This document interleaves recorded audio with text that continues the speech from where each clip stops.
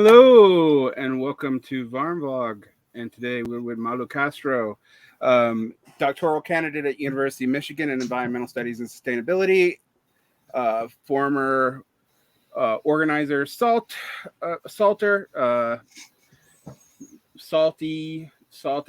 Plants, whatever they used to call us back in yeah, the different videos. front man for the union. Um, Professional organizer, I guess, would be the polite nomenclature word to use, but No, um, volunteer. We were not oh yeah, professionals. volunteer organizer. Yeah, Yes, yeah, professional revolutionaries didn't necessarily get paid either. that's true. Um, True. but um, so you work in both sustainability stuff now. You've worked with unions. Hmm. You're looking at going back to your native Hawaii and doing stuff on land organization, land reform, etc. Yeah, yeah. I mean, that's kind of like the kind of short kind of version of the story. Yeah, I got burnt out doing union organizing when I was I don't think it makes sense to start when you're 18. Maybe it does, maybe it doesn't. I They kind of like got 18-year-olds because they don't pay them a lot. Well, the thing is like I was paid by the hotel, so that was Yeah. that was the grift of it. Yeah, no, I was not paid by the union. That was an ethical choice not to be paid by the union. But I got to the end of the rope with that, and all the people above me were telling me not to go to school. But they all had gone to like Amherst and Yale and stuff like that, and I was like, no one in my family had gone to college, so I was just like, maybe I shouldn't listen to you. Um, but then I found my way back into school, kind of found my way back into organizing with graduate union organizing.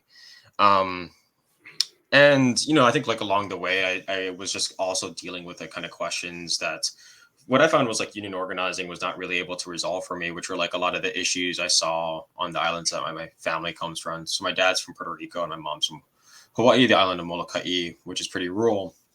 And like kind of to some extent, like, these kind of discussions in Puerto Rico's a little bit different, but like, and some of the islands in Hawaii are a little bit different, but like kind of indigenous issues and kind of like land issues were not really like present in like any of the politics of like the late 2010 or like not late 2010s, like early 2010s, like mid, 2015 or whatever. That really wasn't on my radar, at least. Um, so as I went back to school, I just like started figuring out like how can I go back and do good work. And then that kind of found me into the world of doing like land rights work, indigenous rights work, environmental sustainability work. After going through like a short stint in psychology, which was very, very bad. And I, yeah, oof, that's a whole other conversation. So Yeah. Yes. I always find psychology is one of those fields that I'm like very useful if you don't actually study it. yeah, But this is one of the emissions of this show. I mean, you have been you've been a listener for a while. You would write me very long and interesting and informed comments, and just so people know, if you bug me enough and you're not stupid, are very aggressive. If I look into what you're doing and it actually interests me, I might be interested in talking to you. Now, that's the reason why that is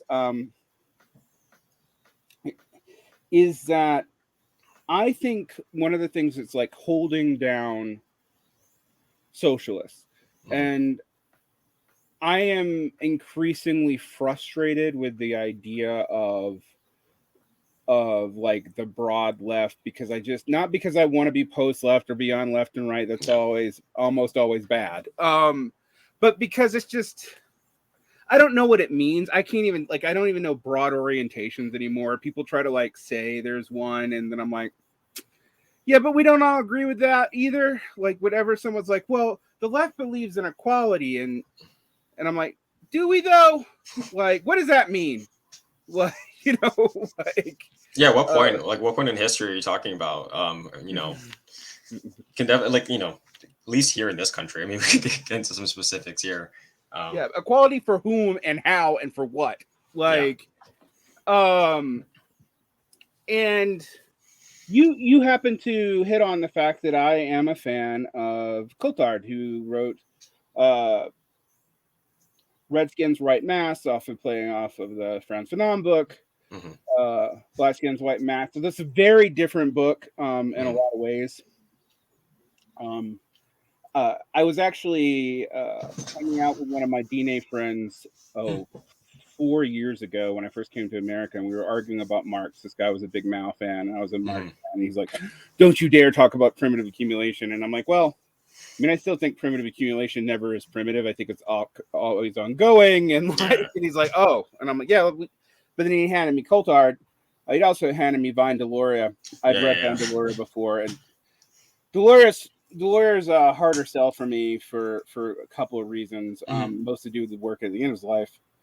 But I wanted to talk to someone who actually used Coulthard, like practically, actually influence what they were doing, because that's sort of the way we are oriented here. And one of the things that got me interested in your work was you talk about me talking about organizing principles, and then people asking you to give them things, and I'm like, yeah, but as an organizer, I actually can't do that for you. Like, I know you want me to, and if I did, I would be selling you a false bill of goods, like, because there is no way in which I know all conditions of which you exist, and there's no rule I can give you that's going to give you a way to act in everything that's going to come up. And if anyone who's ever done actual organizing knows that. And people who try to pretend like they have like the way, often they do have lessons. Kim Moody, Jim McIvery have great lessons, but they also tend to overemphasize certain things to the point where perverse incentives are ignored. And whatnot.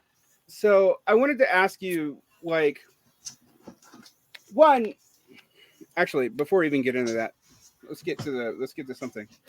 A lot of people don't think about Hawaiian Pacific Islanders as part of the American indigenous. So let's just stake that claim now. Okay, let's do that. Let's just jump into that real quick. Okay. I mean, yeah. So just to kind of give some context, so like I'm a doctoral student. I do kind of dissertation work. My dissertation is focused on a big land back project, or like an Ina back project there going on in my community with my home island, and kind of navigating kind of all the kind of insanity that kind of comes with it. I can kind of get into the specifics, but I don't think that that's like necessary. So like I do have some beyond my own personal identity. I have some kind of expertise or knowledge about Hawaii. And I think when I get brought this up, right? So like, you know, I personally have had people kind of tell me that like Native Hawaiians aren't an indigenous people, or just did not know that we existed as a people prior to statehood. I can kind of list off all the kind of funny, like microaggressive things that have happened to me over the years. But I think part of why Native Hawaiians aren't necessarily kind of wrapped up into the kind of indigenous category, the kind of American, Alaska Native, American Indian, or Native American categories, is because of some like very specific conditions of how, U.S. occupation of Hawaii occurred, internal issues within how kind of indigeneity is like utilized as like a kind of a political strategy, or, both from indigenous peoples, but also by nation states to kind of control and kind of domesticate people, right? That what we've kind of landed on in the kind of like 21st century is like a very kind of like paradoxical situation that's, I don't want to say completely different than like anything else, across like indigenous contexts here in the U.S., but it is pretty unique, right? And it may be something you see more commonly across the Pacific or in other parts of the world. And, you'll find, very strong, staunch monarchists. And when I say monarchists, I mean Native Hawaiian monarchists who want to kind of reinstate the Native Hawaiian monarchy, because their argument is that Hawaii is an occupied kingdom, and that we kind of fall underneath the kind of charter of like non-self-governing entities. So there's been some like interesting kind of international kind of attempts at appealing to like international courts around that. But you have like kind of diehard monarchists who are also like incredibly Christian conservatives. Then you also have kind of state agency and kind of more kind of you can maybe describe it as like liberal or kind of indigenous approaches where there's like a focus on having Native Hawaiians reorganized as like a federally recognized tribe. And then obviously there's people who are kind of like none of that is going to be good for us. So like we have to figure something else out. And then to add on top of that, you know, I think we just got out of like what Asian American Pacific Islander Heritage Month, or like we just kind of crossed through that period of time, which I always find like super interesting and kind of complicated. But like Asian American identity, specifically with like Hawaiian identity, is like kind of written into like our blood quantum in a very real way. So just to give some other kind of context, and we don't have to talk about this too much longer, but like Native Hawaiians are one of the few peoples who kind of had a blood quantum established by Congress in 1920, and that actually predates the kind of Reorganization Act in the 1930s that affected the other tribes of the lower 48, and where you saw the kind of more mass distribution of blood quantums across indigenous communities and peoples. So about 10 years before that. And one of the major arguments in that establishment of blood quantum was the large presence of Asian kind of plantation labor, and the kind of strong history of solidarity between and kind of just intermarriage and interrelationships between Japanese, Korean, Filipino, you name it. A lot of people who don't get along in actual Asia do get along in Hawaii. Yeah. Well, it didn't always go that way, but you know, you treat them badly enough through plantation systems, and they kind of realize, like, you know, maybe you do actually need to have some kind of cross-ethnic solidarity, cross-national solidarity. But by 1920, you still had like, you know, acts and laws that were excluding Asian populations and kind of Asian citizenship, but you had a large population of Native Hawaiian Asians. So the Congress was kind of facing this dilemma of like, how do we incorporate, and establish or extend citizenship to this population and extend, I guess, what you can maybe understand as like benefits or privileges to a population that we want to kind of like wholly exclude. So that's like something that, I think, and you see other kind of instances of that in the US, particularly around like freemen and other indigenous communities where you have some debates and kind of complexities there where their intermarriage and interrelationships make things complicated. But I do find it ironic now that we have the kind of collapsing of Asian American and Pacific Islander, while those identities were seen as like incredibly different, maybe 100 years ago, basically at this point. Sorry. And in practice, weirdly, one of the things about Salt Lake City, which I don't think people get, we have a huge Pacific Island population, but it's not Hawaiian, it's Tongan and Samoan. Yeah. And they do not identify with the Asian American no. part of that. No, that's yeah, I mean, I can kind of speak about funny stories about that. And like, I think you maybe picked up, I was raised Mormon. Yeah, I gathered. I smell LDS on you somewhere. Yeah, I know. Yeah, so I don't want to get down that track too much, but I'm happy to talk about that because that's also a wild trip when it comes to all of this stuff as well. It surprises people who don't know the LDS Church or Mormon history when I'm like, yeah, there's a huge Polynesian community here. Mm-hmm. And it is specifically tied to the LDS Church, even though you can't assume that a Polynesian person who lives in Salt Lake is LDS. So yeah, for sure. Yeah, but and they actually have a really interesting history in Hawaii too. Mm-hmm. Not just beyond like because obviously you have BYU Hawaii and the Polynesian Cultural Center, which is run by BYU Hawaii. But like a very famous like cabinet member who was like trying to resist the overthrow was like this kind of like missionary at large member of the church who was kind of established this kind of how do I say, like scam ward or scam stake in Hawaii to kind of get underneath like Brigham Young's nose. But that's a whole other conversation. But yeah, no, there's a lot of Hawaiians. There's a lot of Hawaiian Mormons as well. Obviously, also I know you spent time in Korea. There's a lot of Mormons in Korea. But yeah, there's actually more Jehovah's Witnesses in Korea, which was even for sure. weirder to deal with. But and then there's all the one of the fun things about Korea is it's kind of a religious creation factory. I don't know why. I'm not going to be irresponsible and vaguely imperialist and posit a reason. I'm just going to note that it is. Yeah. But one of the things I wanted to talk to you about, though, because there's some interesting things that you talk about the Hawaiian case and the kingdom case, and I'm like, okay, let's be honest about American indigenous peoples.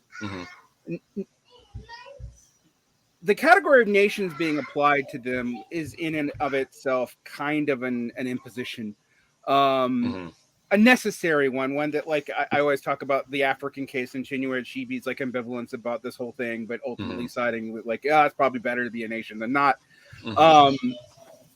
It's still really confusing because all indigenous people now are U.S. citizens, but they're also quasi nations, and so when we talk about national sovereignty and indigenous people, it's both a big deal and a very real thing to tackle, but it's also like Schrodinger's concept of nationality. And the Native Hawaiians are a little bit different in that they had something closer, probably because they're an island, to a nation state prior to being colonized and incorporated. Yeah, I mean, not to say that this like never occurred, but like generally, and I don't want to go down like the entire history of treaties, but like you had the kind of practice of treaty making with like indigenous communities and European colonizers, and even with the U.S. for like basically the entirety of that history, right?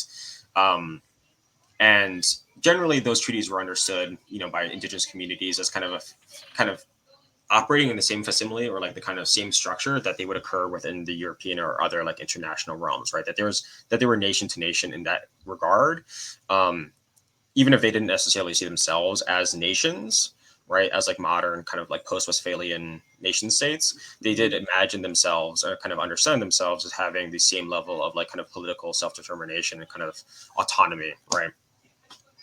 Obviously, that didn't kind of pan out for like a lot of different reasons, especially when you get into the 19th century.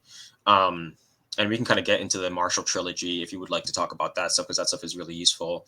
But the Hawaii case is interesting because by the time the monarchy occurs, it's 1840, right? So the first Europeans to get there, obviously Captain Cook, the famous guy, gets there in 1779. And mostly the interactions there are like between like British sailors and French sailors, some other kind of European nations. But then you really have like the influx of American presence in 1820 with actually the arrival of the ABCFM, the kind of Calvinist missionaries. It wasn't the ABCFM at that point, but the Calvinist missionaries. And by that point, the Native Hawaiian kind of like monarchy or like the elite, the chiefly class, had been pretty like well versed and kind of pretty astute in kind of hearing what was happening to other communities across the globe, or at least across the kind of colonial world. And then by the time you get to like 1840, there is like a pretty concerted effort to actually kind of rehabilitate, even within the kind of chiefly class, not even necessarily rehabilitate, but kind of save the community, save the peoples, because by the time the Constitution is signed, almost 95% of the population is gone. So already by that point, like the huge population, decline, huge ecological, disruptions, huge cultural disruptions, while at the same time having a very kind of, how do I say, kind of like worldly leadership that kind of saw the horizon. So their establishment of a constitutional monarchy was kind of an attempt to be like, hey, like, don't do bad things to us, right? But then that kind of shot them in the foot, because one of the major things that was kind of forced onto them was privatization, or the privatization of land in 1848, which kind of led to the whole kind of overthrow process. So, yeah, but like that case is very different than what you see in other parts of the US, where you didn't necessarily have a, modern nation state, to some extent, or like a constitutional nation state kind of engaging in treaty making at the same degree, right? But that's not to say that in other contexts, like, indigenous nations were not kind of afforded the same rights or perceived as having the same rights.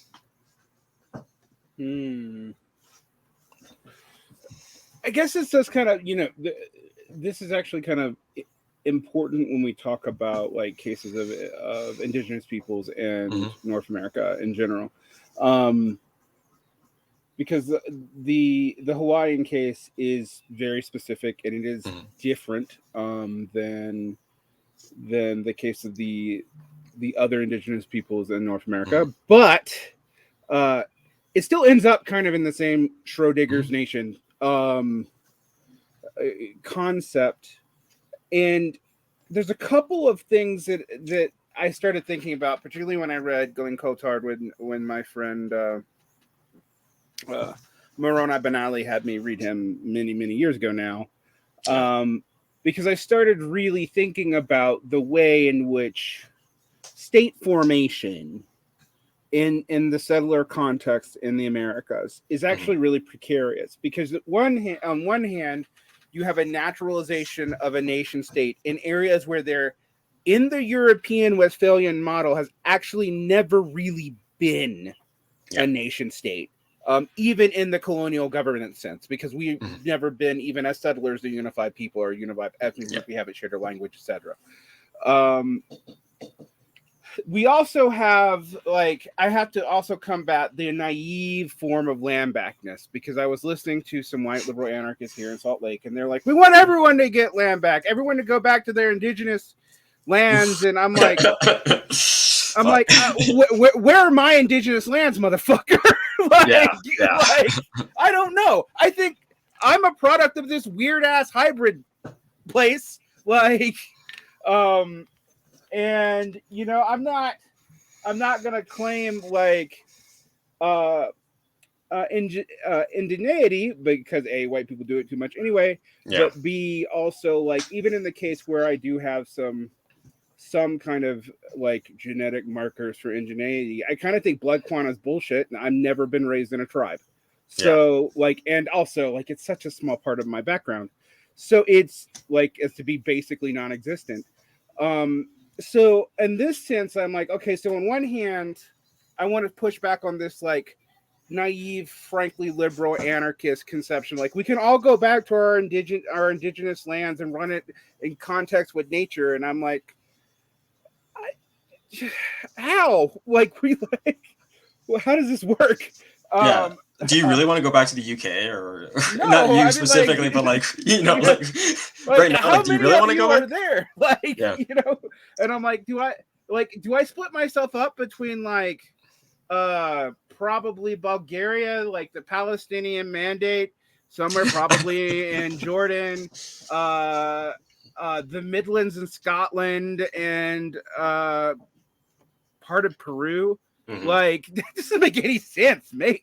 Like, at the same time, one of the things, I was talking to Mike Goldhawk about this a while back, and I'm like, we need to get that when indigenous peoples are talking about land back, they're talking about distributions of power and whatnot, but they're not usually talking about it in the same way as like colonial sovereignty over the land. And that's what the Coulthard book really got me to understand, because if you treat this as the same thing as like, okay, we want land back, but we want recognition from the government, you're actually making their claims of sovereignty valid by doing so. And it also limits you in a national framework. In the case of like the Dine, they're spread over three different groups, nations today, like countries, not nations, countries. Like they're in Mexico, in the United States, and in Canada. Like, and that's just like geographic separations. That's not even like, because Coulthard is like yellow. Like, the diaspora or whatever. That, and like they're also like, clan differences, tribal differences that are still meaningful, right? Like, Coulthard's yellow knives and stuff like that. I was actually getting briefed by my friend about like different groups and politics within the Dine Nation, and the thing about the Dine is they're a relatively intact people for an indigenous people in North America. So they can advocate for themselves a lot more easily, and they still have some of their reservations or on some of their traditional lands, etc. As opposed to like everybody else who just got dumped in Oklahoma. Yeah. My wife is Osage, so just to kind of give you some context.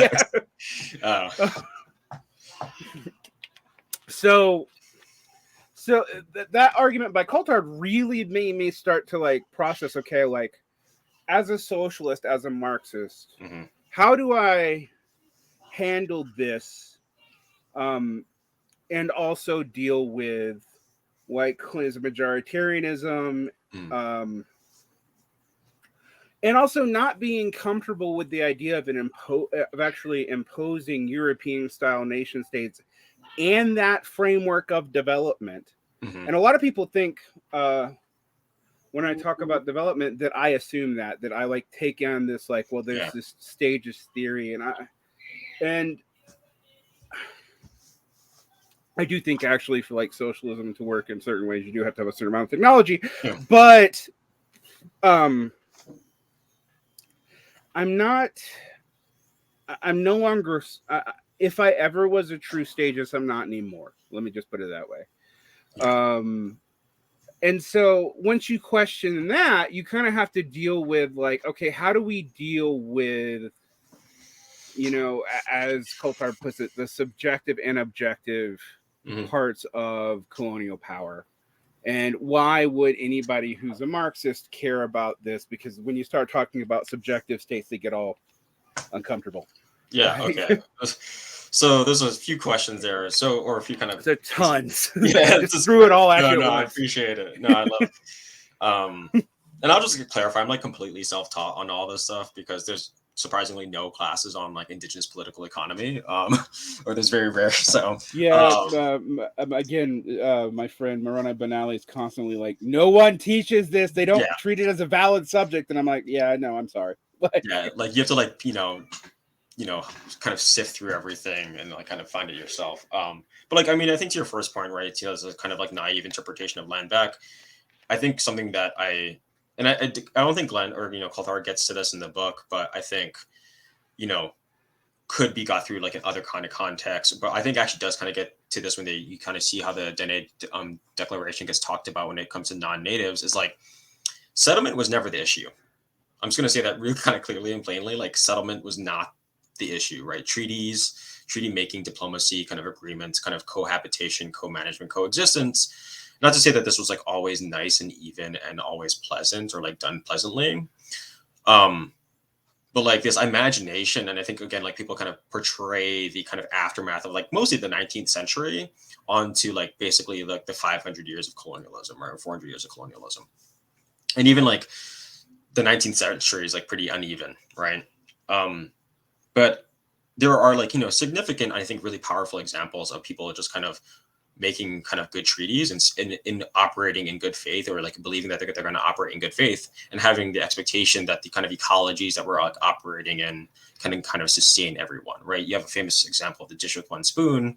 You also have the Kaswinta, which are all kind of, you know, Haudenosaunee, Anishinaabe traditions, both kind of interacting with like your other various different kind of indigenous or not indigenous European traditions of colonialism. Between like French and British. But anyways, I think like that, why I bring that up is like, I think when people bring up this like kind of naive interpretation of land back as like also like forced dispossession again or displacement again of people who are like living here is like this misinterpretation of what I think actually is like at the heart of, I think Glen's or, you know, Coulthard's book that you get kind of in the later chapters, which is like, just like uneven land relations or just like particular land relations that have been like put onto people, right? And it's not like, you know, and I don't necessarily think like the German, maybe they were, but like, you know, the German homesteaders were really like the masters driving colonial slavery, you know, colonial settlements, right? But the ecologies and the land relations that were being kind of forced onto indigenous peoples and onto these landscapes and also onto, you know, workers, right? And onto like European immigrants, right? Onto working class people, on, you know, Mexican immigrants, Mexican, you know, people who were like left over after the Mexican War, American War. Like that's the real issue. And like, that's kind of what we're all trying to like negotiate together, right? That's actually, I think, what land back is like trying to negotiate is like, how do we all negotiate the fact that like we're all kind of operating in kind of unconsensual land relations that aren't beneficial to any of us. Yeah, absolutely. I mean, it's one of the ironies of the successful settler colonial states, because the empire was able to dump its surplus population somewhere, and then use it to dispossess another surplus population, and surplus from their perspective, it's like, well, there are these people, and it is of historical interest to kind of see the difference between the North American and the Central South American, but at this point, that's just of historical curiosity. Yeah. It does explain why like there's not a whole mestizo North American group outside of the Metis, but yeah, I mean it is its own thing, and I think it's important for people to understand because the naive form of land back rightly sounds absurd. It's just like, where are we even going to go? Like, when you think about, however, that it literally takes an act of fucking Congress to fix piping on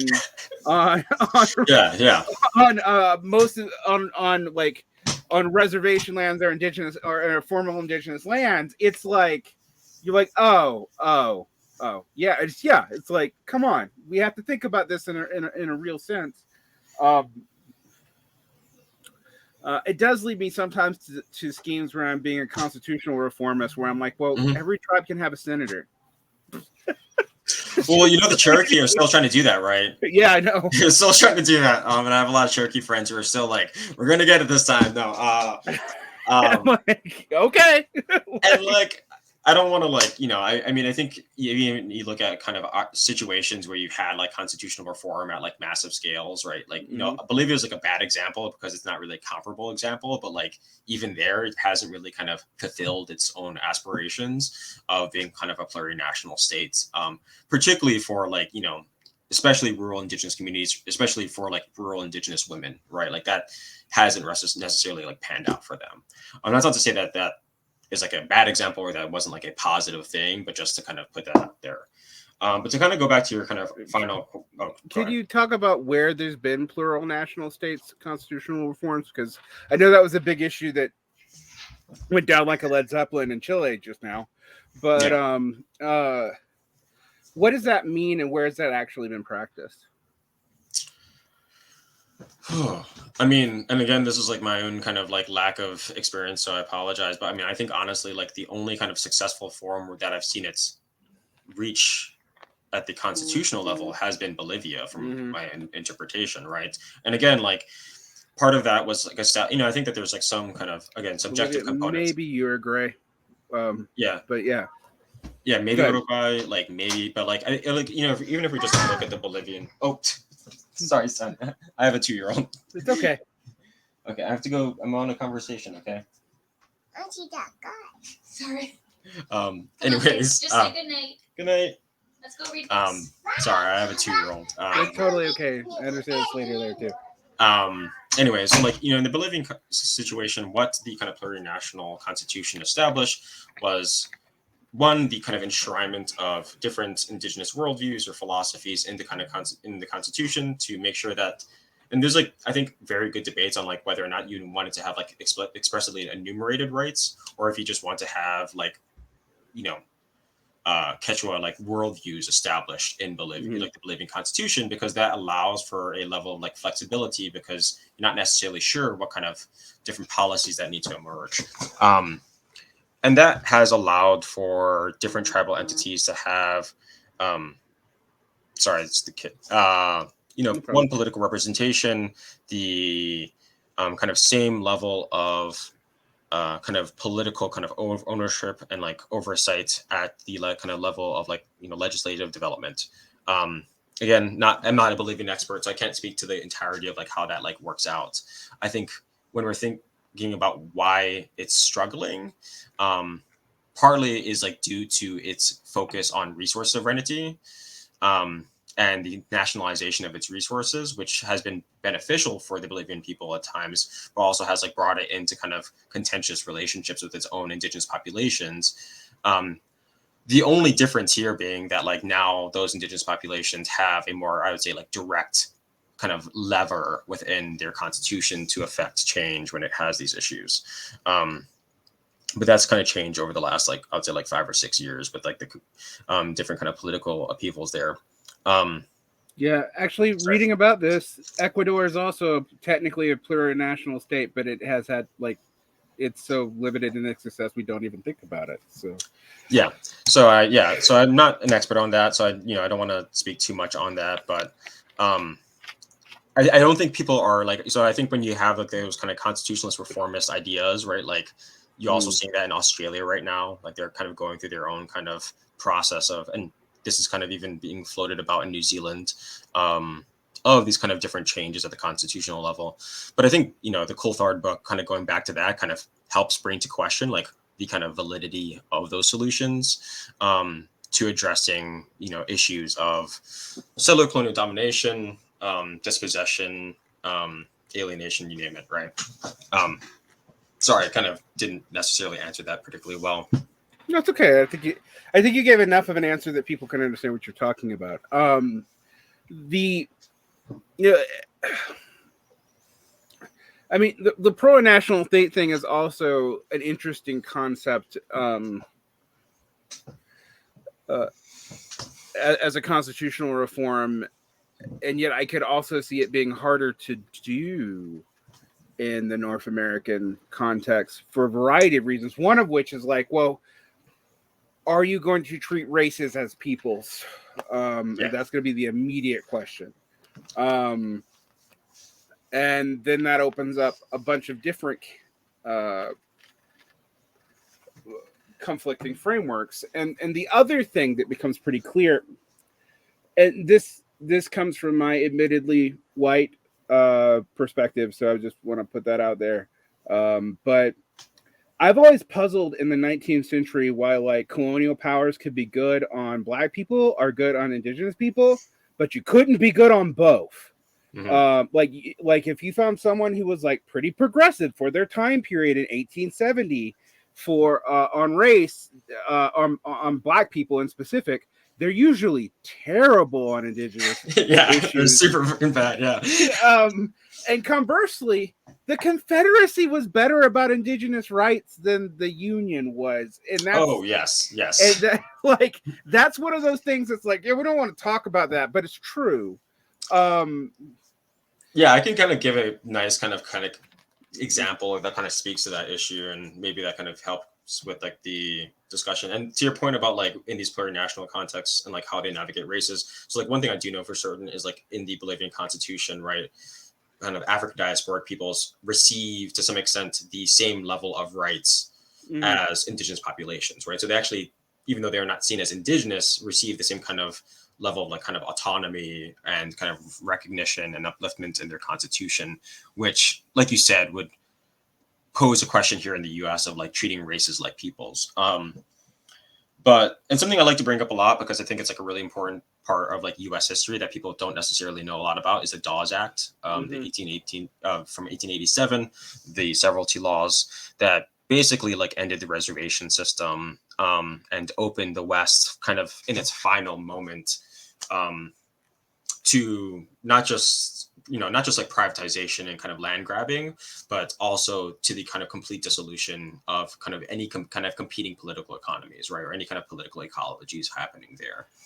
And again, I think I've brought this up in comments before, right? And there's a great scholar, Rose Stremlau. She's Cherokee. She's written a great book about this, Sustaining the Cherokee Family. Written some good articles about it.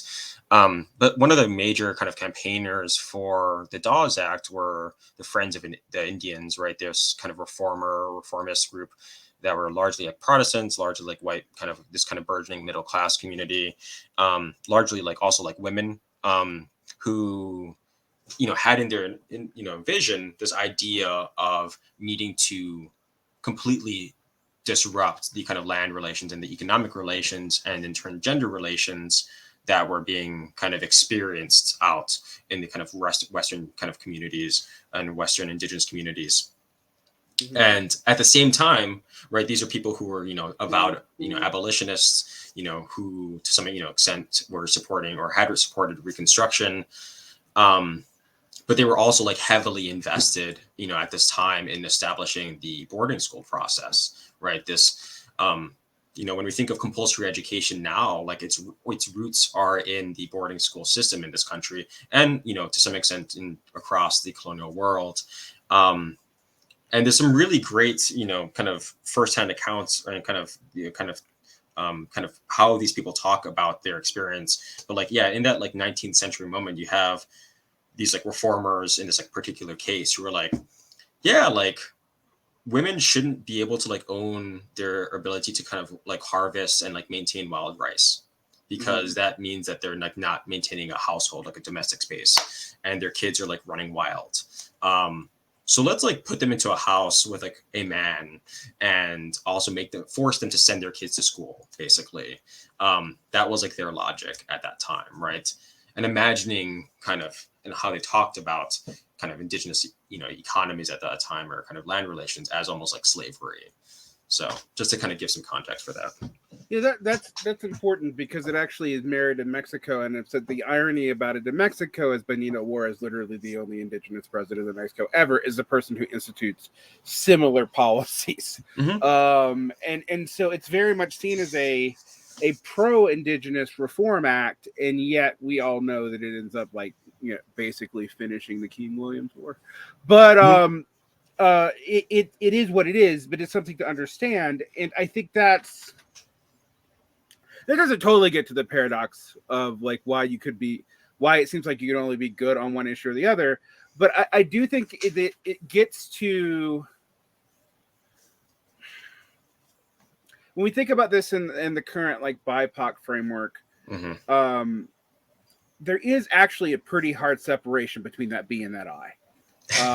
So just legally, right? Just legally, right? Let's just be honest, right? Legally they're separated, right? We can get to the POC part, which is its own can of worms that I don't really want to open up here. But there's a legal distinction, there's a historical distinction, there's a historical tension there, and I think one of the interesting things about these reconcessions, the land back movement, this attempt to just completely reject colonial politics altogether, is actually really important for, I think it also gets you in ways to reconceive things where this tension that we can't even quite articulate ourselves about, why can you only be good about one of these two things in the 19th century, can be removed. But I think the renegotiation of the land, and I think this is something that socialists are actually quite bad on. We are not particularly good about conceiving land rights in a non-capitalist, non-national way. We're just not. I actually hate to give credit to Georgists for anything, but I think the Georgists actually are a little bit more advanced on us in understanding these things, because that was the only thing they focused on. Mm-hmm. But when we talk about production and your role in production, all that's vitally important. But when you talk to indigenous peoples and you're you that's actually the problem's more primal than that. Mm. And so I think this leads to a kind of, and this is to me in Coulthard, is you have to deal with this tension where a socialist and indigenous rights activists are going to come at this with some anti-imperial sympathies to some degree, at least an ambivalence, if not an endorsement of decolonial politics, etc. But we don't approach these issues in the same way at all, and often we don't understand each other. Or really, let's be honest, the socialists don't understand the indigenous framework. The indigenists have probably heard the socialist framework and get it, but we don't, when I hear my DNA friends push back on the Marxist conception. I'm like, okay, how do we do this? How do I listen, but also not completely be like, well, yeah, but like, no one's going back to nomadic relationships, and no one wants to either. So, like, what do we mean? Where are we at here? And I bring that up because this actually also it lends to some practical considerations. Mm-hmm. How do you organize around this? Because you're dealing with almost you're dealing with completely different frameworks of like land and law. Yes. Yeah. So, I mean, just like a few things there. Yeah, and I think what I think Coulthard lands on, and I actually think it could have been done better. Or I think that there's like some good expansions that could happen, and I'm like excited to like see what he's going to write in the future. And I think your discussions with Jordan on Saito actually kind of adds a lot to this discussion as well. Is when he talks about the kind of separation between like the subjective and the objective, or like kind of cultural versus like productive, or whatever you want, or like kind of objective kind of components, right, or material components of settler colonial reality and capitalist reality.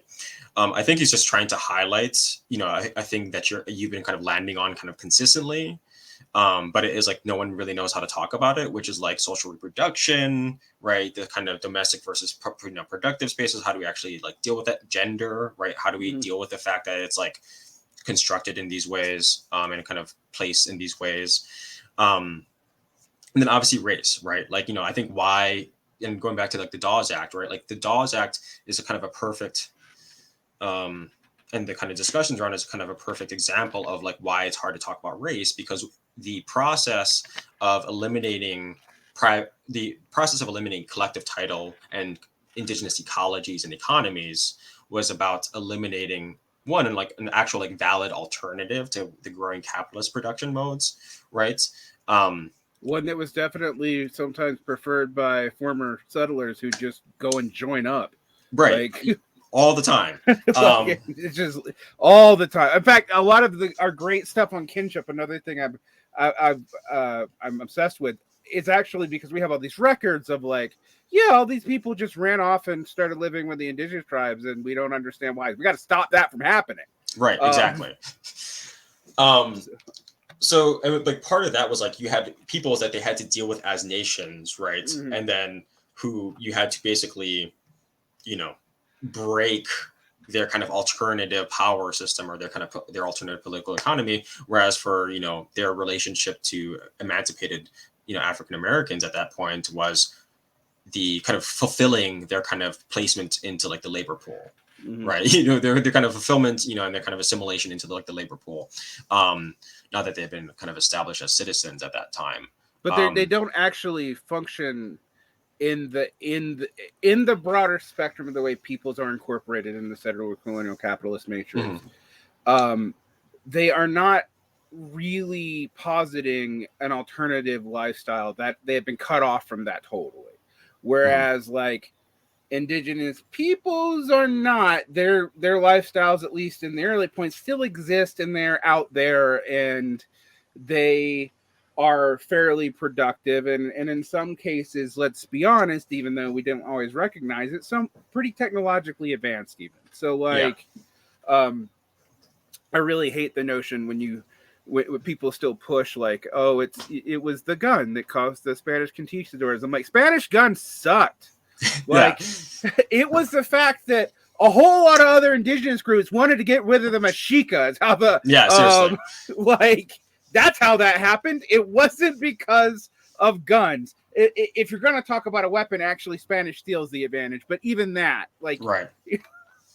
Yeah, and like you can talk about like diseases, maybe. I mean, I think to some extent, there's also like a missed discussion around the disruption, especially at like, the beginning of the 16th or through the 16th century, right? Like these really elaborate ecological systems and agricultural systems just losing huge amounts of population. And like, you just can't maintain those agricultural systems. But like what I love about, like if you ever like spend time, and I'm sure you've done this like with your Dene friends, or maybe if you ever come out to the Great Lakes, you ever go and spend time with like in the Anishinaabe people, and you can maybe hear from an elder like the Seven Fires like prophecy or narratives. almost all indigenous peoples I've interacted with, at least, and again, it's like kind of contained within like the US context, their origin stories are often ones that are like mobile, full of disease and destruction and like war. Like they're not like peaceable.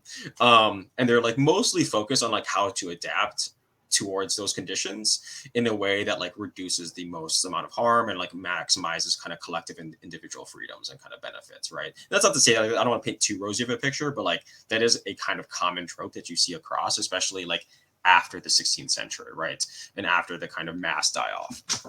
Yeah, I think that's important. I think the mass die-off also needs, I always break this out to people, like, oh, it's the English. And like, honestly, the English wouldn't have been able to do it if it wasn't for smallpox. And like, we now know just genetically, like, it's just, they weren't actually lying about the cities being abandoned. Smallpox had already done a lot of the genocide for them.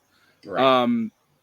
But I think I think that's really important to kind of grasp, in the sense that like this is a viable alternative system. And this is why when I don't communicate this, I have people who are, you know, indigenous activists, when I talk about this in terms of, say, Europe, and they think I'm implying it to peoples in the United States. And I'm like, I don't know that I am, because I don't think it applies in the same way. There is a sense in which, like, Marxism in its European context is not just like culturally Eurocentric, it's necessarily Eurocentric.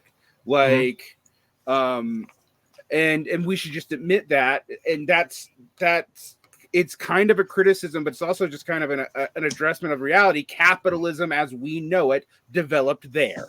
Like, so I think this is a key problem, though, for socialists, because they have to kind of like, how am I going to navigate this when I do have what is effectively a Eurocentric framework, in so much that I'm responding to capitalism, a political economic condition that was developed in Europe and exported. Like, well, I mean, I think one of the things that so when I think of like a practical solution, right, or like kind of a practical kind of component when it comes to like organizing, or like, you know, thinking about, you know, when we think about like unions, right, and I have some experience with the unions, right, like to some extent, like, why did union power like kind of dissipate in this country? Partly it was because like the, you know, and there's like a lot of different kind of pressures that kind of produce this, but like the kind of separation from like worker ownership of the most, you know, the means of production towards worker democracy. Those are not the same thing, right? And they kind of imply kind of different land relations, right? And that's a big point. I've actually never really thought about that. Go ahead. No, yeah, I mean, it's like, and when you are not dealing with the fact that like one of the major financial and kind of speculative assets that you're dealing with is literally the thing that like holds your feet to the ground, or like like the thing that you're like working at a factory at, right? That you have no actual control over, even if you're a private property owner. Like fee simple title is not a real, I want to say it's like not a real land relationship, right? Or it's a very kind of like precarious one. Yeah, because it could be taken from you with somebody who can like steal your land title and kill you. Like that eminent domain. I mean, just being taxed out of it, right? You know, depending on like property tax, real estate tax, whatever you want to call it, right? So, you know, I think as like an organizing tactic, and this is something I've maybe kind of have been reflecting on more recently, is like the labor market, like the labor movement, or like whatever like labor politics are still here, but also like, because I do a lot of environmental justice stuff, one, like they don't have like a good definition of labor, or like actually like what labor is as like an ecological relationship, but they also don't understand like how land is operated. And I think we don't reflect on the fact that there hasn't been any real land reform in the US basically since, I don't know, like the like 1920s like mineral like leasing act. Which kind of opened up, you know, the kind of natural resource regimes that we understand now that kind of dominate a lot of kind of like large scale like resource extraction. And I don't necessarily know where to go with that for people, but I do think it's like an interesting question where it's like, why is it, even in the most basic sense, that unions aren't dealing with, you know, housing issues? Like, you know, the most basic sense of like the fact that if you want to imagine the process of socially reproducing the kind of relationships that you want to imagine, you want to like hold on to power, if the land can be taken from you, right? And this kind of goes to your discussion about accumulation, right? Or like primitive accumulation that's like always ongoing. If that can always happen, what are you actually building? Yeah, I mean, it's one of these things where I point out to people, like, yeah, capitalists don't really truly believe in the invaluability of private property, like, right. Particularly of small individual holders versus firms, like, because it's plenty common for people to eminent domain people's private property, and then for the state to sell it to another private property at a premium at the disadvantage of the person who they eminent domained are forced out. And that's done under developmental considerations, but it's like in our law, it's one of the few times I've cited libertarians on anything, but it's that in war. But it's well, these are connected. Yeah, actually they are directly. Yeah.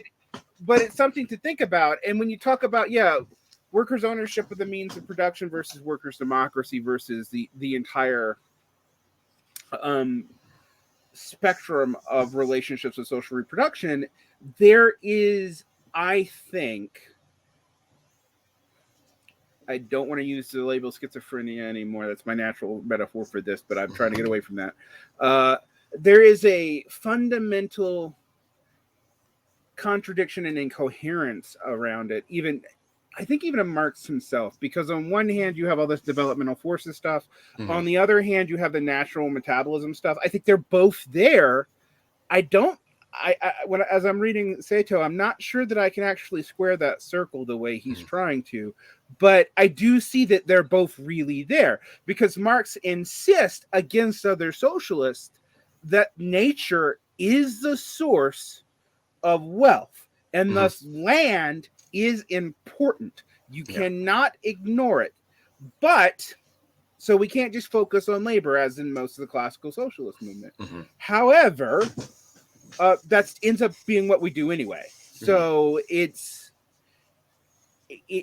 very important to realize that. And I think it also leads to this sort of like another fundamental incoherence where Marxists are like, yeah, we all know that political economy only appear separate in capitalism, and that's of a mixed character, blah, blah, blah, blah, blah, blah.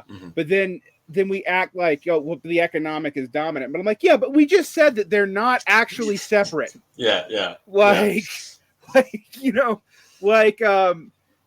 Because social reproduction is tied to things like culture. You can't get around that, which is also why I think Glen Coulthard's right that Canadian multiculturalism, even in its is actually fundamentally impossible, and that's why it's proffered. Because no, we can't actually let you have a truly alternative political economic lifestyle. That's not going to be tolerated. And I'm like, so culture is defined in liberal society as that which doesn't affect the most parts of your life. This is something I kind of bang my head a lot against. And what's funny, and I think this is like a lesson to be learned from like indigenous peoples now, and like also not just indigenous peoples, but other varieties of groups, right? So like when I think about why is it important to talk about land, why is it important to understand culture and land as these kind of vessels that kind of contain politics and the economy, right? That actually I don't want to say like that preclude it, but kind of maybe actually be useful vessels to kind of hold the kind of complexity of these things. I really, again, I have to kind of go back to my home community, home island, and see how the fact that like there's no viable way to develop an island that has like 8,000 residents that is almost exclusively private property, right? In a way that reflects, it's like, how do I say this? Like, there's no way to like develop that space in a way that reflects, I don't want to say like kind of industrial production, because that has consistently failed. Right. It has actually consistently degraded those environments when the environment and the cultures that are related to those environments and those land relations have been basically the only thing that have kept people fed, right? So like at any one point on that island, right, 28% of the people are below the poverty line, maybe more. They might have, or they might, be receiving food assistance. They're getting about 38% of their foodstuffs from subsistence. Mm-hmm. Right. That's not an indication that they need to be modernized or developed. That's actually an indication that they kind of have the capacity to sustain themselves. And what they need is just like people to like let them do that to some extent. Right. And then that's kind of the history of my people. And the memory is actually the kind of constant imposition of, maybe I'm kind of muddling this a bit, but there's a reason why they attacked language. There's a reason why they attacked hula. There's a reason why they attacked cultural practices, because if you have the time to in your life for leisure, like dancing hula, and part of that process is going and like harvesting particular kind of environmental like materials, right, like natural materials for your garb, that means that you believe and you're like operating in an economy or a social reproductive process that is basically like anti-capitalist, right? Does that make sense? Absolutely. I mean, because you don't need to engage in that kind of production. The land itself is productive enough that you can actually have a fairly comfortable lifestyle. Yes, you might want things like modern medicine, but you could probably trade for that if you really needed to. And I think that's actually important. But I got fascinated with this question actually by looking at what happened in Mexico, the United States, and then Rhodesia. I know that sounds weird, but it was like, I was like, okay, we always assume that these developments are linear and progressive and whatever, but why the hell did they have to force people onto private land plots in Rhodesia and South Africa if it was automatically more, appealing? Like they had to force people into agriculture basically and not permaculture.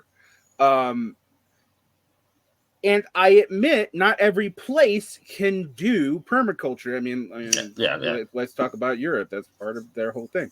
But when you're looking at like the Eurasian landmass and particularly its little dangly bits in the places where it connects to Africa as your only model for how the world develops, you basically here be dragons most of the planet. And one of the things that I think as socialists we have to just kind of admit, Marx did get interested in this in the end of his life. So if you have to have something that ties it to Marx, then there you go. But in general, that is not something that socialists historically looked at. And while socialists historically were less racist than everybody else, that does not mean they were not racist. So, yeah. I mean, there's quite a bit there, right? And I think, when we're thinking about like why, I do really, I don't want to say like love, but I think the Dawes Act as like a particular moment in like kind of global colonial history was like really important because of its like, like why don't we just like force them at mass, at scale onto private property lots, right? Yeah. And it didn't work out. Yeah, it's the save the person, kill the Indian movement, and like, which I have to admit that at times, when I didn't think this through, I'm like, well, why was that so inhumane? And like, well, they killed the Indian anyway. And like literally, and I'm like, yeah, okay, so it doesn't work. It's horrible. And you remove their ability to live their lives, but also like you render them a minority and then pit them against other groups. I mean, this is one of the things Coulthard's really good at. He's like, yeah, when you do this, you make indigenous rights seem like it's opposed to like Canadian workers and other minority peoples, and like, oh, well, you can't really recognize that because that'll screw over the Canadian worker, which does have a certain majoritarian appeal, but also the reason why one group's the majority has been a policy enacted that even if it wasn't intended to be genocidal, which it was, even if it wasn't, though, it wouldn't matter. It still did what it did. And in the case of the Dawes Act, you're quite right. Like, there are people who really thought they were trying to like save these people, and and it just, like you said with Rhodesia, right? It wasn't also desirable, right? I love the like reading the kind of accounts of this, because people were like, we need to like instill the like desire for private property, right? The desire for greed to some extent, right? The technology, the intrapsychic technology of greed into these people. Not to say that people didn't actually have a concept of greed. They actually probably did. They actually just knew how to deal with it differently. But again, like I don't want to stress enough. Like it failed. A lot of lots were not taken up. Actually, tons of the land was grabbed by settlers, right? And then often the people that were on these lots actually defaulted on their leases because they couldn't do the agriculture component and the market was against them, right? Yeah, and the agriculture wasn't efficient when these private subsistence plots organized this way either. We're not, so much of this was based on assuming that like England conditions would be universalizable, which is almost like, which frankly in the first 150 years of North American settlement led to a whole fuck lot of dead white people too. And like probably like a global ice age. Just gonna like just I mean yeah. And I think this kind of picks up a point. I think kind of going back, if we want to like tie this back to like socialist or like Marxist organizing or thinking, like, you know, something that you kind of talk about a lot is like literacy, education, kind of alienation, right? And I think I brought this up a few times in comments, is like, and this was a conversation you had when you're talking about Eldridge Cleaver and like lumpenization and like the canary in the coal mine. Like to some extent, when I see the kind of like decline in literacy, right, or the increase in alienation, right, amongst like the kind of majority population, right, to me, I'm like, oh, this is just like we were the canary in the coal mine, and this is just happening, right? Yeah, it's basically, it happens to indigenous people first, then black people, then other minority groups and poor white people, then middle class white people. Probably will never happen to rich white people, let's be honest. Yeah. But like that's the way it goes through the population. Like and indigenous people are often rendered completely invisible in this process. Mm-hmm. Like that's one thing that I've just, really internalized. Even when you talk about stuff like, well, the Mayans don't exist anymore. I'm like, motherfucker, have you been to southern Mexico, Guatemala? Like the Maya are there. They're very there's quite a few Maya, and like they just quit living in those. They moved around a lot. Yeah, those giant, obvious, evadable pyramids, like. Which they never really lived in anyway, those religious structures. So there was some kind of social revolution that we actually don't really have a direct history for, but they're still around, I promise you. So it's, and that's the case in the United States. However, Coulthard's quite right that like colonial policies have rendered them such a minority that it's just easy to not see them. I mean, like, in the United States, you're talking about, if you lump everybody together, you're talking about 2% of the population. And that's at the most generous interpretation, which is why, like, way back when I was in college, I remember arguing with a professor, my conservative professor, and I was conservative, but he was like, well, what we did in America was nothing like what happened to the Jews. And I was like, there's more Jews still left than there are some indigenous peoples. I just want to point that out to you. Yeah. Where do you think Hitler got his ideas from? I mean, it's like he studied our land settlement acts, and he wanted to do that to the Jews and the Slavs. So, like,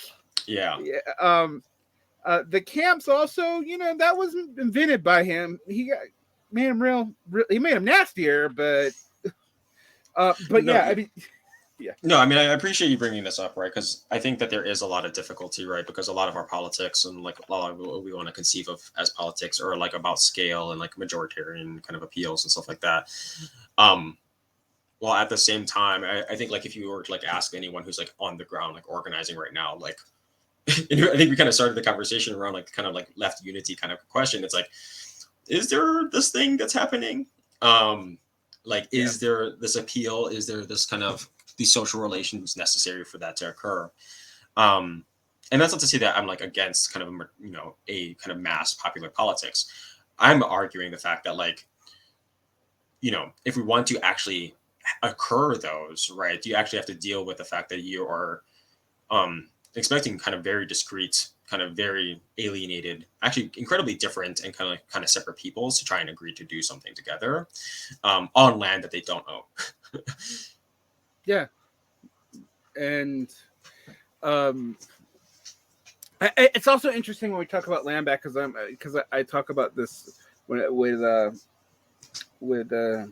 my Goldhawk, and I was like, like, one of the things about it is like, yeah, because when we talk about land back, we're also not talking about our conceptions of land. like, because like, I'm not saying that there were no indigenous tribes with concepts of ownership of land. That's not true, but it wasn't consistent. I can tell you that. And so I think that, you know, I mean,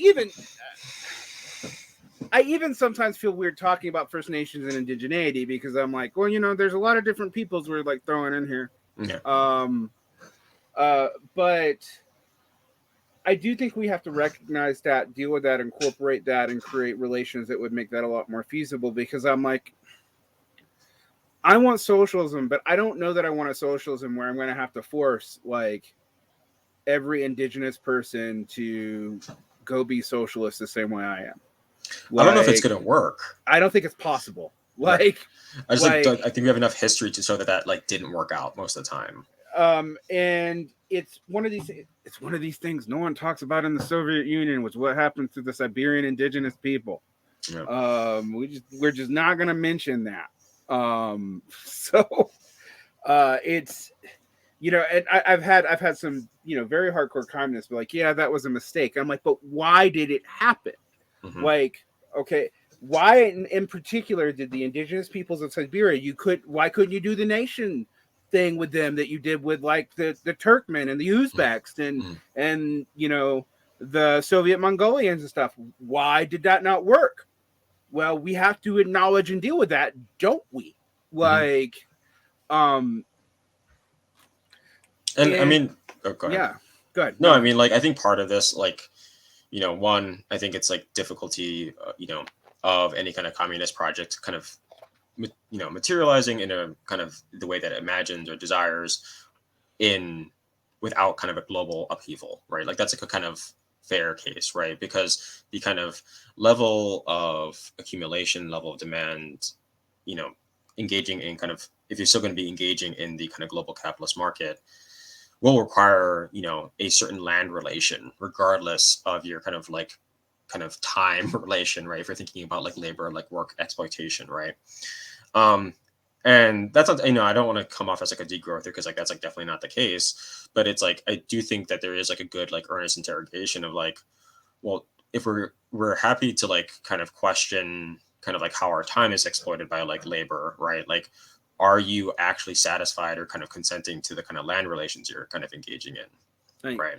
What relation are we going to have to the natural world, unquote? And I'm going to go ahead and play that. I admit that the concept of nature is itself problematic. Yeah. But that's the best I got when I'm talking about, you know, like land and the resources of land that exist before human intervention are, you know, concurrent with it.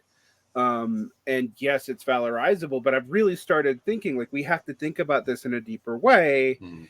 It is implied in parts of Marx, but it's not clear. Like, Cito wouldn't need to write these books where we have to go into like sub notebooks to get this if it was completely obvious. Like, it's not clear, and it's not completely worked out either. And like, okay, sure, we can make a Marx theological argument about it if that makes you feel better, but we should also just admit that this has failed on this point, and it also hasn't just failed in a Western context, because of the various frameworks of nationalism and relations and in say a Chinese context have not been unfraught. Let me put it that way. And so we don't just have to talk about Europe or Russia. We also have to talk about China, and there are like Vietnam did a slightly better deal with this, but only slightly. And so there's gonna have to be real interplay, and you're gonna have to just admit, like, yes, we have to reconceive certain things and deal with certain things and talk about land rights in certain ways and usage rights and development rights and this, that, and the other. And unless you're a complete utopian, that involves reconceiving things through law, and it is a massive ask.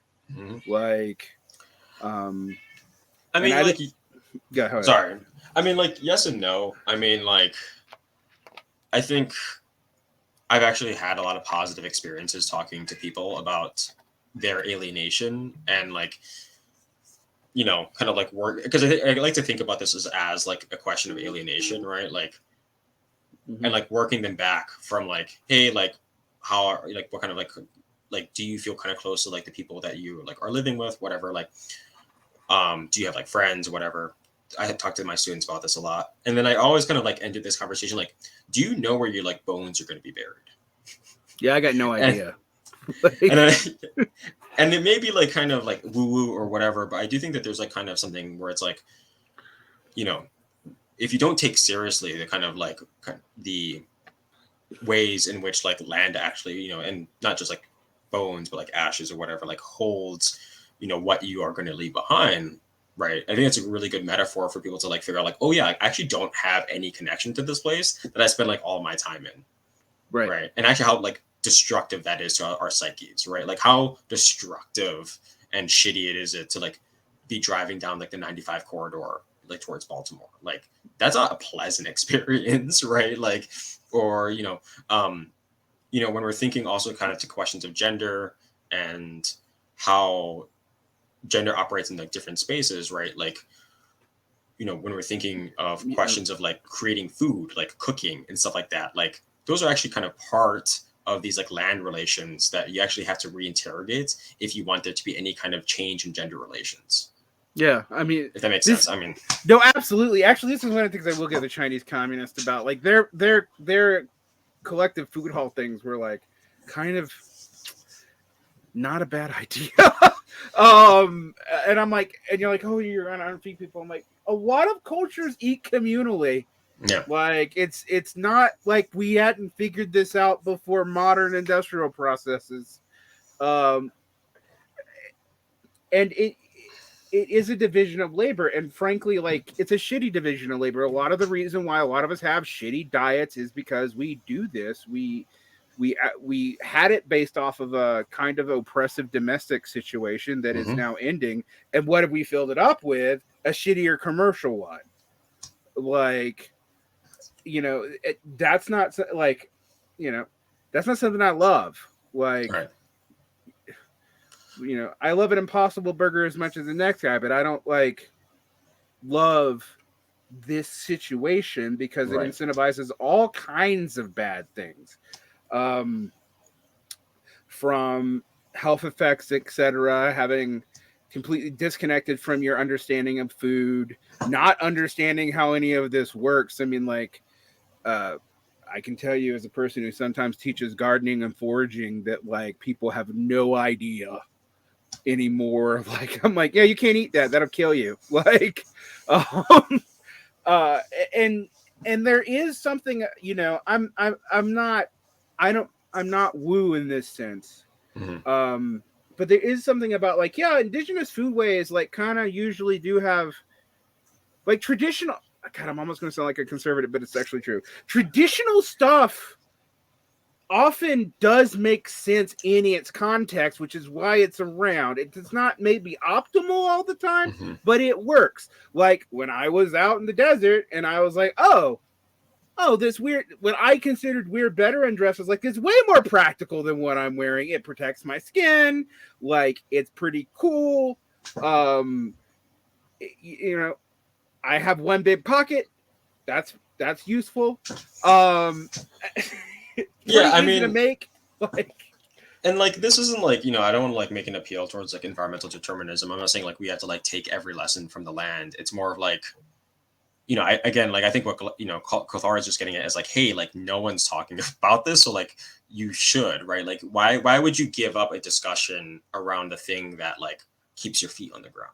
right. Like that just makes like such a strange, and not to say that everyone does, but it is like such a strange kind of absence. Not just, and I think what this is like later in the book, I actually do wish he actually applied his discussion on grounded normativity to settlers and to like, because I do think he actually kind of misses an opportunity to talk about how like, you know, for like indigenous peoples, like, you know, like this kind of desire to just like engage in the kind of reciprocal relationships and responsibilities that allow them to sustain themselves and to reproduce themselves in the lives that they want in relationship to the environment.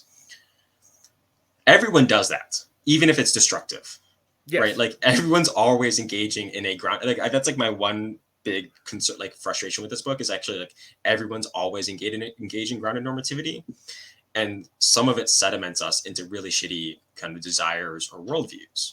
I mean, one of the things that I also try to get people to understand this for us is like, well, with the English, the first people they colonized were themselves.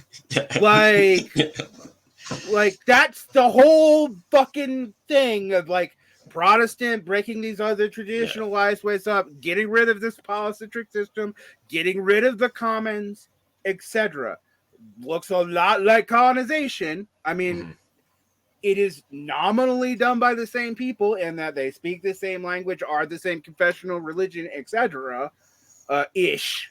Yeah. Although again, even that's synthetic because like all nation buildings based on like that's my thing about like the Marxist answer to nations. I'm like, are you gonna really try to convince me that like there was an organic Italian people and we didn't like have to really fucking force a language on a bunch of people? Yeah. Like, yeah. Like, have you been to Italy? Like still? Like, have you been to fucking England? Yeah, like, that's true. Yeah. Like, it's just like, I don't know how anyone from Northumbria understands anyone in the South.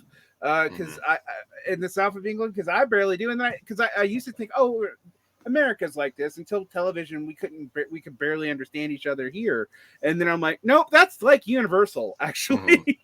And you're right. We engage in these land normativity things. I was actually, it was interesting because I was having this back and forth with Marulani, and we were talking about like indigenous philosophy and cultural practice and development epistemologies. And I was like, you know, I'm not trying to impose a European framework on this, but if you actually look at ancient Greek stuff, it's not the same. And I'm not saying like this is a stage or you were in that stage. That's not what I'm doing here. But there are parallel concepts. We're not as foreign to each other as you think, as long as we admit that we are different. Yeah. And we come from these different things. And like, look, even the fact that I think of myself as somehow coming from Greek culture is kind of wild.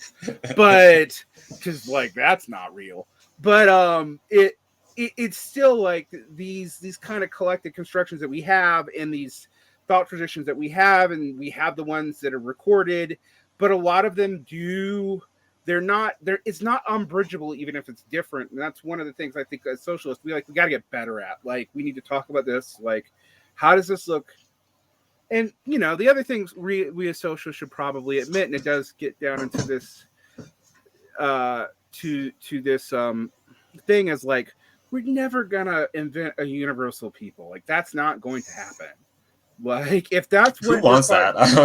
Right. If that's what socialism requires, then it's not happening. Like, well, I mean, you know, Christians want that. Some Abrahamic religions have always wanted that, but but they've never actually done it. So yeah, and they've had like varying kind of conceptions of like how to like manage that contradiction when it didn't actually work out, right? Yeah. And I actually think like socialisms and the kind of different like Marxisms actually struggle to actually deal with like that kind of down the line contradiction, right? Like, and try to deal with that right now. And One, I mean, I think like as long as like any kind of like left politics, but just kind of global politics are kind of defined by like U.S. politics, we're kind of going to deal with people who are just like really bad at being humans. No offense, but like we're just going to be kind of like bad socially and kind of have bad relationships. I used to think that was unfair, but having come back to the United States after being gone for 8 years, I'm no longer. I'm like, yeah, there's something about being the hegemon towards the end of your empire that just makes you crazy. Like, Yeah. I don't think it's just us. I don't think like this is where I'm different. Like when people like, oh, it's inherent to Americans. I'm like, I don't think it's inherent to Americans. I think it's inherent to being this kind of hegemon and then losing the spot. Because also, look at like Rome or Imperial China. When stuff break down, people get crazy. Yeah.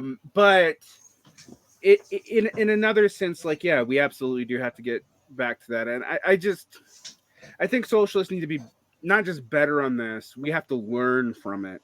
It's not just a matter of acknowledging it. That's not going to be good enough. Like, we have to learn from it. I was thinking about this when I was talking to Joel Wainwright of the Climate Leviathan. He talks about Climate X, and I'm like, yeah, you know what? We should actually be looking at all kinds of prior traditional ways, not to replicate them or go back to them, but to figure out how they worked and how we can scale them with what we have now. Like, because if we don't, we're screwed. Like, that's. Well, and I think it's just like this kind of specter of like conservatism in like kind of developmental thought or like kind of modern thought. It's like, how do I say this? Like the level of fear that was like struck into the hearts of like Joe Biden and the government when like the railroad workers were going to go on strike and basically shut down infrastructure that basically is like a major like defining material character of our land relations, right? Like the railroad system, right? I also think a lot of, I don't want to like kind of characterize it, but like just like your average person is not like kind of ready to like let that go, like let go of like that imagination of like that kind of large scale infrastructure. And not to say that infrastructure isn't useful, but it's like if you're also not willing to let that go, that's a very kind of conservative approach that is holding on to something that you don't necessarily even want to agree with, and is also kind of like imposing again, like land relations, ecologies onto other peoples that are going to bring up contradictions where it's like, now are you going to have to start being like, I don't know, I'm kind of like missing the point here, but I do think like an inability to kind of look at alternative land relations and ecologies is like a weird kind of holdover or kind of hidden conservatism about kind of how life is. Well, I think it's funny. It's a conservatism that's oddly also driven by a fear of being seen as conservative because you're advocating for anything other than like natural Whiggish development. And I'm just like, no, I think, I don't know. I flirt with the idea of like, well, what would it be for us just to say, okay, there's multiple paths to development and multiple traditional ways that could have done it. Like, and there we see this in technologies, and like indigenous people didn't have technologies. Come on, man. So what if these things were to develop even in concert with modern, like post-capitalist technologies, but we said like, okay, how do we let you use this in a way that's more tied into your land, your land ways, etc. I think you get very different things. Like, and this is why like I'm not a primitivist, but I do like at all. But I do think like we have to take this stuff seriously. We have to look at these other things seriously.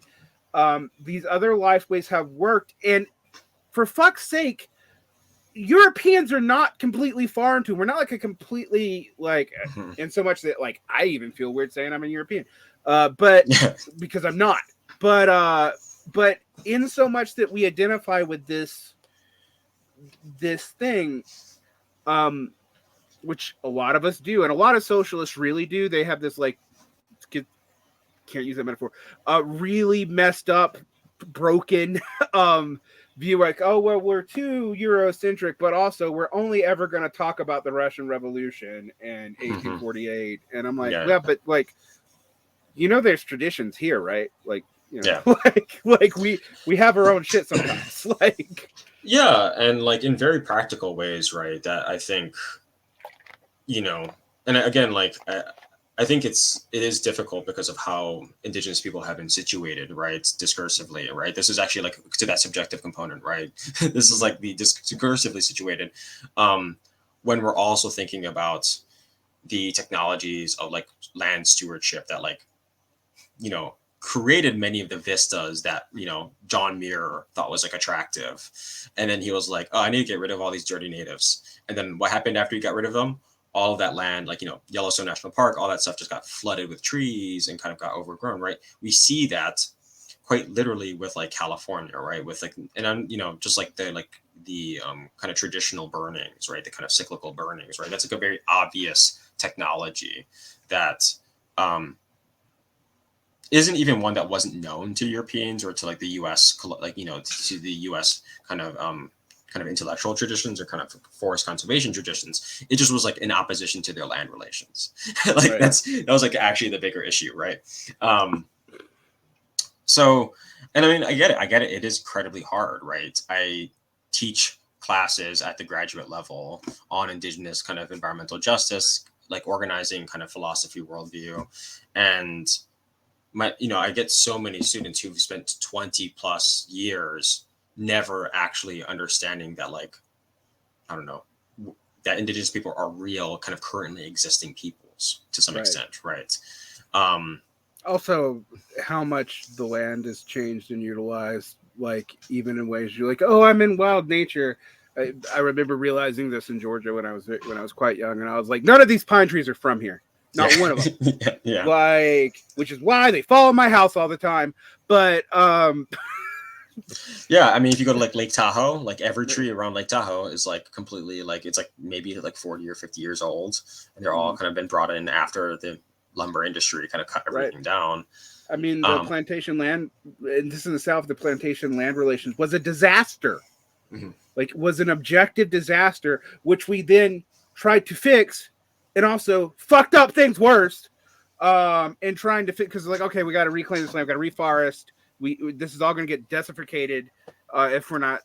Let's screw over these wetlands. Oh no, that's a problem. Let's bring in Japanese stuff to save the topsoil. Oh God, it just took everything over.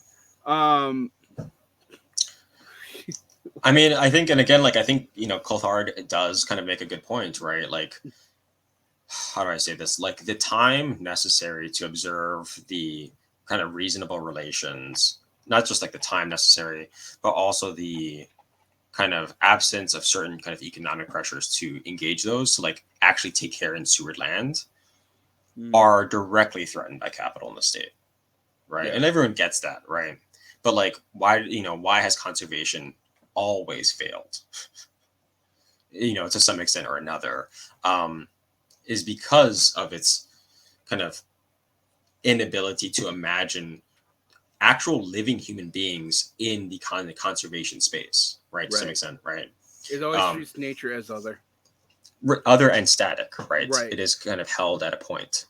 Yeah, actually, that's something that Sato is actually really good at talking about. Like, yeah, there's no way for there to be an environmentally sound capitalism. It's not possible. Right. Like, part of that is accumulation drive, but part of that's just like the way you abstract from the environment in a way that closes off any treatment of local conditions as local. You abstract away from that. Yep. And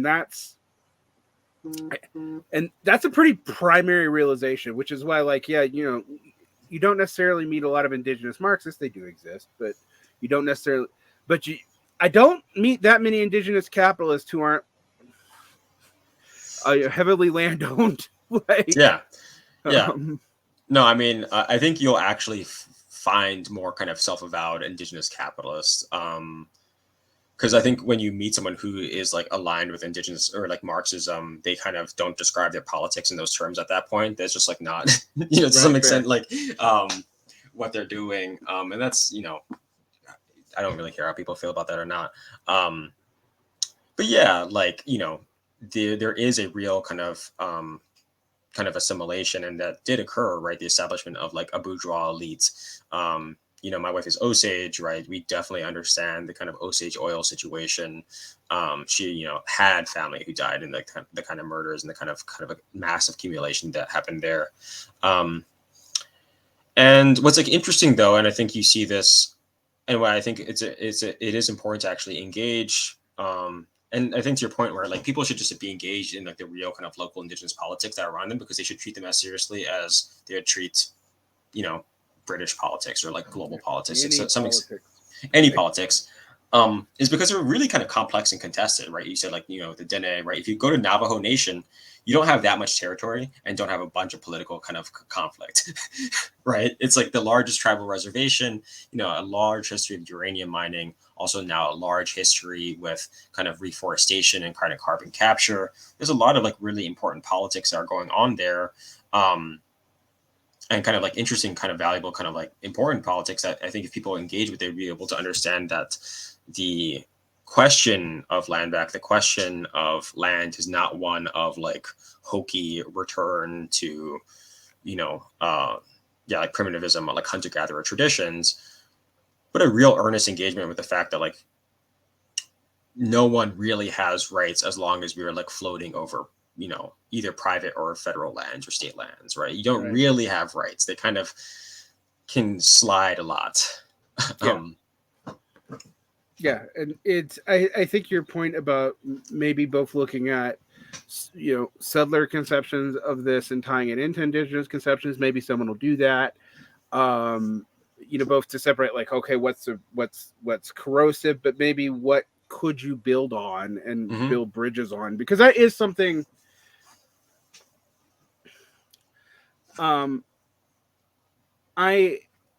I have turned away from the idea of universality. I just don't think that's possible. But I have increasingly been like, how do you create a politics that is adaptive and flexible enough to incorporate people who will not always share interest, ideologies, epistemologies, ideas. Like, even if you assume a secular world, like that's just, you know, we have to kind of do that. If your politics is based on us all believing the same thing and having the same interest, it's dead. However, I do think you have to build bridges. You have to be as inclusive as possible. You have to be like, how do you make other people interested in your own particular life ways and interests, and in a way that also is beneficial to them. And one of the things that I think is interesting the more I learn about like indigenous history and whatever, I was like, well, clearly at one time it was. Because like you have all these colonial administrators being like, why are all these people running off and living with these savages? Like, don't they know that our way of life is better? And I'm like, well, clearly it wasn't. Like, I mean, there's that. I mean, you also, I mean, I think you can like look at like examples of like, you know, I think there's like one way to like look at like diversity of languages, right? Like just like the numbers of languages in a region as like, you know, and I'm not completely like well versed in the kind of like linguistics theory around this, but like there is something to be said of like, if you actually have, you know, dozens of languages kind of being operated on around in a region, and actually people are speaking multiples of them, that actually indicates a kind of like a high level of kind of coalitional engagement, right? Right, yes. That people are actually kind of engaging with like different worldviews and saying, I don't need to destroy yours to operate here. Right, because we might develop a pidgin language or something, but yes, right, like a pidgin language, right, and like again, like the Dene are a really good example, right? As Athabascan, like they're like of the Athabascan language group, right? There's a reason why indigenous peoples kind of like operate and kind of organize. Obviously, there's a kind of an anthropological history with this, but also internally around these like kind of like language structures that are both different, but also kind of that can kind of coalesce. So, but I think it's like a question of like, how do we like kind of organize, you know, people who, you know, if you actually assume that people can't or like don't need to kind of come to agreement on things. And but then they also don't need to kind of come to agreement on like worldviews, but that's actually kind of a necessary condition of kind of coalition or organizing. I mean, I hate to do this, but like, I mean, this is like a question of like virtues, right? Right. Well, people don't know why I'm a virtue ethicist, because I'm like, I haven't actually gone into this element of it, but I'm always like, deontology and utilitarianism, in addition to being full of shit and impossible, are also colonial. Like, yeah, and like just like aren't good organizing strategies. If you've ever like trying to done it on the ground, right? Like anyone who's like who's going to figure out a deontological a law principle or it's just no one does it. And I'm going to be bringing up a Lester McIntyre, but because no one does it, what actually means this happens is it's just our emotive responses. And since we're also alienated from communities, our emotive responses are not particularly well trained towards anything. So it's just like, ew, gross. And then we ad hoc it and like try to figure out some utilitarian post whatever for why we reacted that way. And I'm just like, no, we have to have virtues. We have to cultivate this. You have to do these things. As I pointed out, and I keep on hitting this on people's heads. I'm like, there is no clear, universal, applicable, unambiguous answer to the national question in Marxism that doesn't immediately get into contradictions. So maybe we should start thinking about this in a completely different way. And by that different way, I do not mean we make everybody us. Like, so. Yeah. And I mean, again, like, I don't have like a good answer for this because I don't think there is one. Like this is kind of goes to the question of like organizing, right? And I know that again, like this might sound really hokey to people, but like, if we are going to imagine that like maybe the workplace is not the the analytic frame in which like organizing is actually like best from, right? It's a really powerful one, right? Like unions really necessary, It's really important to engage there. But I think like as you kind of been kind of touching on like social reproduction and kind of like just how we to reproduce the kind of relationships we want to have, right? The lives we want to have. That where is that going to occur, and like how does that actually shape organizing? And again, like I know this might get a lot of blowback, but like you have to actually just like focus on like having good relationships and building good relationships and actually being like an organizing tradition. And I know that sounds really strange to people, but like there's a reason why gift giving and like those like ceremonial traditions are like so important and actually survived, right? Colonial conquests, right? It's also a reason why it's kind of when we talk like the whole Marxist tendency, like, oh, your mode of production does this, and I'm like, yeah, there's truth to that, but I just want to point out to you, some traits of modes of productions are damn near universal until you get into industrialization, and like gift trading, sharing meals, kinship bonding, symbolic kinship rights.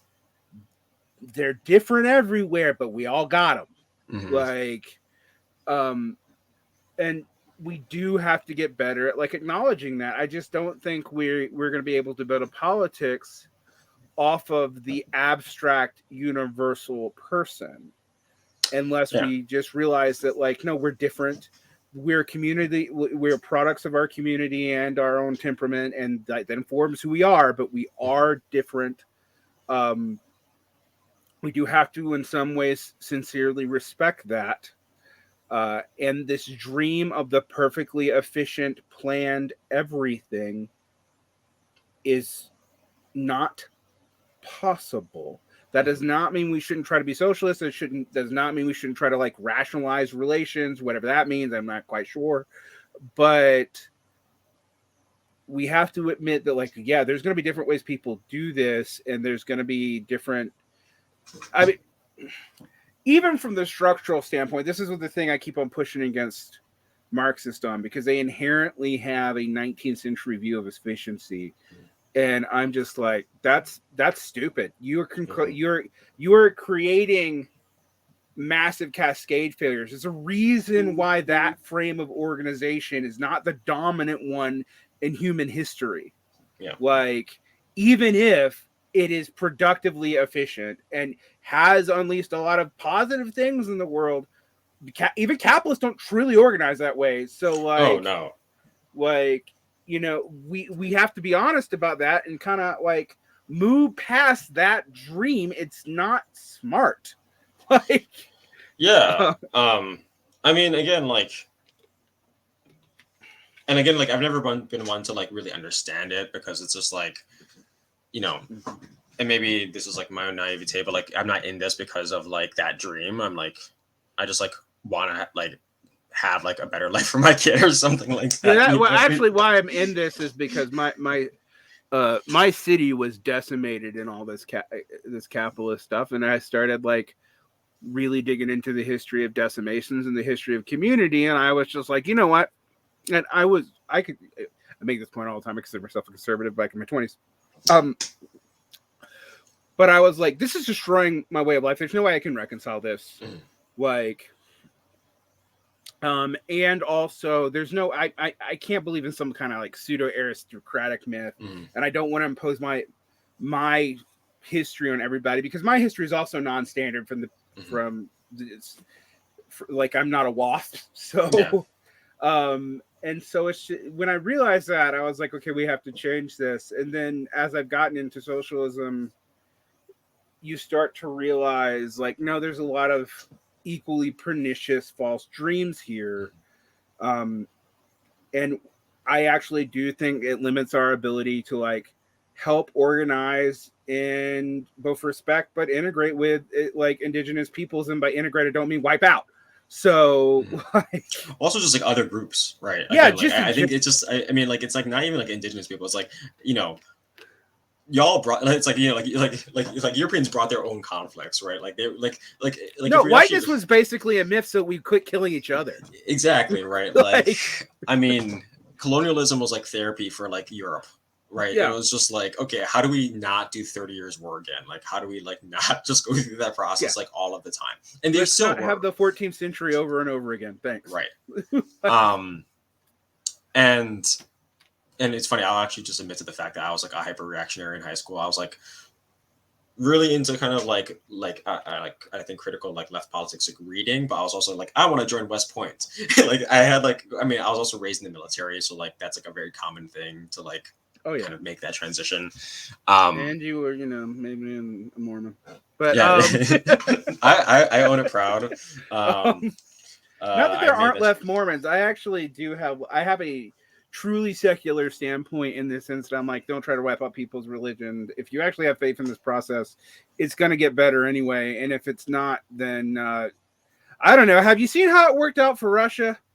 I just want to like point that out to you. Like, didn't go well. Now, it's not like people go to church, but now the church has a lot of power they didn't used to have, even though nobody goes to it. Yeah. I mean, yeah, and the Mormon tradition is like really interesting, and like the kind of persecution there. But we can have that for like another conversation. Yeah. You want to talk about incorporate like both being other and also being quintessentially the like settler colonial paradigm, but also being screwed over by the settler colonial paradigm because you lost, even though you tried to screw other people over in the same paradigm. Like it. LDS Church is like example for that. And now they're like the paradigm of religious capitalism. They're like what? Yeah, they're the best at it. The second richest organization, and all the other ones are like the Greek Orthodox Church and the Catholic Church because they've just had this stuff forever. It's old. It's just old. Right. No, the LDS Church has like just like granite vaults in like Utah that are just like filled with tithing slips. Yeah, I was actually just reading that they're the 5th largest landowner in the country. Like, yeah, they are. I think I just read about the same thing, and it's like not in Utah. It's like not church property. It's just like random property. They own more land in Florida than Disney. Like, well, DeSantis is going after the wrong person or something. I don't know. But I mean, like, I think that there is also like, again, when we're trying to like understand like why I think indigenous political traditions, philosophies, also kind of contemporary political traditions are really useful for people to engage with. It helps you actually understand why you see things like universities basically like moving away from like actually any honest like good faith engagement with like education and just being landowners. Yep. Like that, like I do, and there's like there's like asterisk there, but like I think when we're thinking about capitalism and like it's like kind of envelopment in the world, there really wasn't another opportunity to kind of have at scale the land to kind of capture that happened here, particularly in the Americas. Right. Right. And how that really shaped the relationship between like land capture, land accumulation, land dispossession, and culture, right? Like that is like, the most unspoken thing here to some extent. And I think we even like joked about this on the Discord. Like, I do think it's actually like, if you were to even like imagine trying to like change like road systems or like any kind of like land relation here, it'd be harder than like getting like socialized healthcare. Absolutely. Like, yeah, that's why the whole infrastructure thing is kind of interesting, because I'm like, well, we always use the fact that we can't build national infrastructures for why we can't build decent local ones, which is kind of something if you think about it. But anyway, and there's also the fact that we have both centralized and decentralized power in a way that makes it almost impossible to pin down. Yeah. And that's a land relation. Yep. Right. Like absolutely. That. And I don't mean like as like an abstract. I mean like literally like where is it? Right. Mm-hmm.